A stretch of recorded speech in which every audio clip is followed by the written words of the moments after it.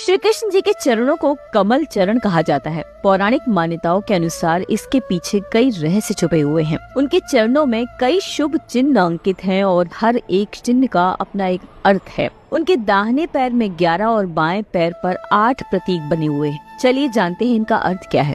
चक्र विष्णु का शस्त्र है। चक्र जो अहंकार, ईर्ष्या, क्रोध जैसे अज्ञान अंधेरे को काटता है। कमल उनके चरणों पर बना कमल सौंदर्य, संपूर्णता और दिव्यता का प्रतीक है। कमल देवी लक्ष्मी की उपस्थिति का भी प्रतीक है जो सौभाग्य और समृद्धि लाती हैं। तीसरा है वज्र जो भीतरी बाधाओं और कर्मों के बंधन को तोड़ने का संकेत है। शंख भगवान के उद्धार और रक्षा का प्रतीक है। जैसे शंख की ध्वनि ब्रह्म का निर्माण स्वर है, वैसे ही भगवान भक्त को संकटों से मुक्त करते हैं। अंकुश या अंकुना अंकुश इस बात का प्रतीक है कि भगवान कृष्ण के चरण कमलों का ध्यान करने से हाथी की तरह भटकते विचारों को भी वश में किया जा सकता है। ध्वज इस बात का प्रतीक है कि कृष्ण अपने चरणों में ध्यान करने वाले सभी भक्तों को सुरक्षा और संरक्षण प्रदान करते हैं। स्वास्तिक भगवान कृष्ण के दाहिने चरण कमल के नीचे अंकित पाई जाती है। यह उन लोगों के लिए सौभाग्य और समृद्धि का प्रतीक है जो उनकी शरण में आते हैं। मछली का चिन्ह ये दर्शाता है कि भक्त उनके चरणों के बिना जीवित नहीं रह सकते और उनकी इच्छाओं की पूर्ति का प्रतीक भी है।